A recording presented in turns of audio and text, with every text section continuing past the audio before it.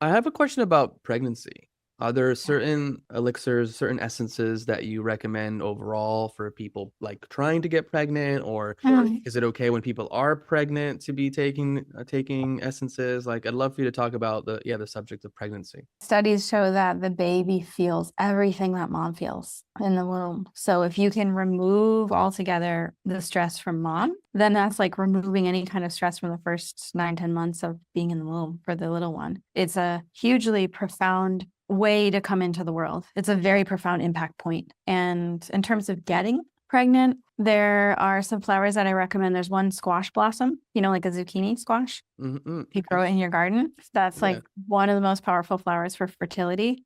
Oh, It's also good at dissolving like old sexual abuse patterns, feeling comfortable in your body, feeling open, feeling like you can be creative and fertile. That one is in luscious embodiment. And then I also recommend pomegranate for women who, sometimes it's tricky to know like when are you ovulating? When's that peak time in the cycle, the few days that we can get pregnant. So it helps your cycle become like clockwork. So it helps women and men kind of like sync their energies together so that you kind of naturally come together when it's the peak point. Pomegranate will be in a blend called Radiant Energy. So I would recommend Radiant Energy and Luscious Embodiment for people trying to get pregnant. And then once you're pregnant, it's kind of like you can use whatever you want. It's all yeah. going to be beneficial. Infinite Love is like super sweet. Like all the lovey-dovey ones I think are great. And Luscious Embodiment for just helping women feel good in their bodies, even though they're like we're growing and getting fat and strange and odd, and any Hmm. flower essences at that point are good. When you think of like even just like none of us are in a womb right now,